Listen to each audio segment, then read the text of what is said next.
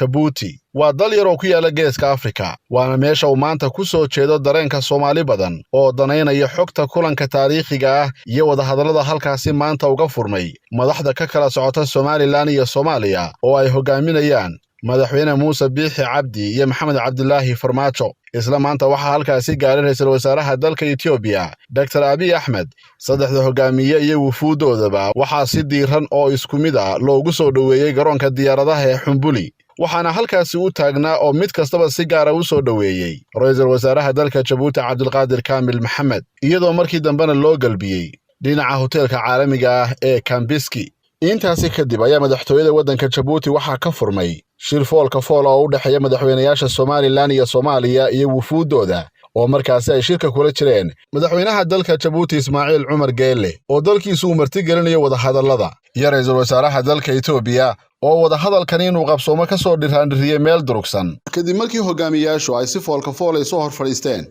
ayaa waxa halkaasi laga jeediyay khudbado kala duwan oo madaxdu ay jeedisay madaxweynaha Somaliland madaxweynaha Soomaaliya madaxweynaha dalka Jabuuti iyo ra'iisul wasaaraha dalka Ethiopia ayaa intuba goobta ka hadlay madaxweynaha Somaliland oo khudbad dheer jeediyay ayaa qayb ka mid ah khudbadiisa waxa uu ku soo qaatay hadallo uu ku sheegay taariikhda Somaliland iyo sidoo kale geedi socodka dawladnimada ilaa iyo 60kii iyo sidoo kale xasuuqyadii ka dhacay Somaliland ee ay ka dambeysay dawladii kacaanka waxaana uu yidhi falalkii xasuuqa ahaa ee ay geysteen taliskii Siyaad Barre waxa lagu xusuustaa in ka badan 200 oo xabaal wadareed ah qubuurahaasi oo aan weli qaarkood daaha laga rogin weligood waxay marag fur u noqon doonaan dambiyada ka dhanka ah aadanaha ee dawladda Soomaaliya ay kula kacday dadka reer Somaliland sidaas awgeed marka la wajahayo marxaladda hadda jirta ee Somaliland iyo Soomaaliya waxa laga maarmaan ah in tixgelin weyn la siiyo wixii la soo maray oo cashar laga barto dhaxalka dulmiga ka dhanka ah dadka reer Somaliland si fudud looma baabiin karo taas beddelkeeda waa in la aqoonsadaa lana tixgeliya dadka reer Somaliland xaq ay u leeyihiin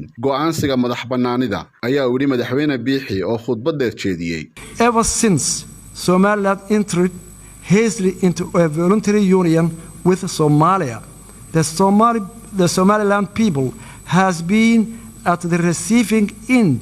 of injustice discrimination and state-sponsored genocide at the hands of the Somali government. Evidence of the widespread war crimes committed against the people of Somaliland has been fully documented by the United Nations Special Rapporteur for Human Rights and forensic team from Physicians for Human Rights and Somaliland War Crime Commission. The acts of genocide perpetrated by the Siyaad Barre regime and are memorialized in more than 200 mass graves in our country. The mass graves, which are still being unearthed, will forever testify to the crimes against humanity committed by the government of Somalia against the people of Somaliland. Therefore, in approaching this present situation in Somaliland and Somalia, it's necessary to have a proper regard to the past and learn lessons from it. The legacy of the oppression against the people of Somaliland cannot be easily swept away. Rather, they must be acknowledged and taken into account when considering Somaliland people's rights to self-determination and independence. madaxweyne Muuse Biixi Cabdi ayaa sidoo kale waxa khudbadiisa uu ku sheegay in wada hadalku aanu sii socon karin inta aan la fulin qodobadii ka soo baxay shirarkii hore ee wada hadallada Somaliland iyo Soomaaliya ku dhaxmaray meelo kala duwan oo Jabuuti ay ka mid tahay. Today, how can we proceed to this dialogue if the previously signed agreements in London, Istanbul, Accra, and Djibouti were not implemented yet? We cordially propose that a serious mediation mechanism and a guarantor should be in place for this new round dialogue. We thank Somalia for their sincere apology to the horror of yesteryear committed in Somaliland. The current generation of Somalia was of course not responsible for what the previous generations did, but it is acknowledgement of the wrongdoings of previous generation is significant and heartfeltly appreciated by all Somalilanders. But with acknowledgement also comes responsibility for the damage that horror caused. Words are not enough. Again, words are not enough. The horror of the past requires more than words. It requires actions. The act of recognizing and supporting the independence of Somaliland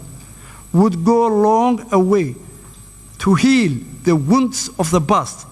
and enable our states to embrace each other in our independent but closely interwoven futures. I am confident that we can build a bright future together as a brotherly, neighboring nations and for our own people and our region. madaxweynaha Soomaaliya Maxamed Cabdilaahi Farmaajo ayaa isaguna rajeeyay in wax badan ay iska bedeli doonaan xaaladda isla markaasina uu rajeynayo midnimadu inay soo laaban doonto. Sidoo kale waxa kale oo uu sheegay inuu tixgelin weyn u hayo shacabka iyo dawladda Somaliland. We are here today to open a long-awaited historical talk between federal government of Somalia and Somaliland government to renew our commitment for open and honest dialogue on future relations to achieve long-lasting peace and prosperity for our society.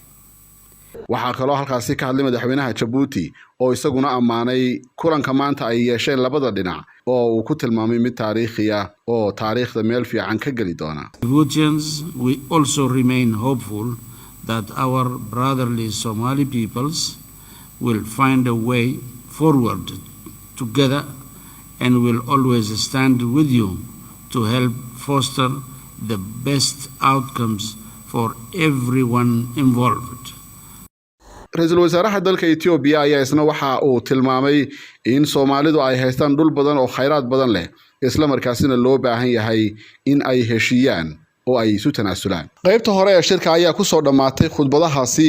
inkasta oo xaraaradda kulamada iyo sidoo kale doodaha ka taagan shirku ay yihiin kuwa aad u kulul hase yeeshee ma soo bixin wax war murtiyeed ah waxaana la filayaa in saacadaha soo socda ilaa berri toole la filayo in halkaas uu ka soo baxo war murtiyeed muujinaya nuxurka kulankaas halkaasi ka dhacay u dhaxeeya Soomaaliya iyo Somaliland hogaamiyayaashooda oo goobjoogna ay ka yihiin dawladaha Jabuuti beesha caalamka iyo ra'iisul wasaaraha dalka Ethiopia.